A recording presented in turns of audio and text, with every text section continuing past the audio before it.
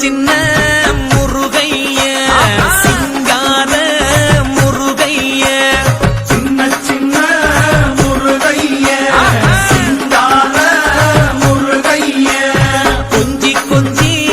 தமிழ் பேசும் செந்தில் வடிவேலனவ கொஞ்சி கொஞ்சி தமிழ் பேசும் செந்தில் வடிவேலனவ சின்ன சின்ன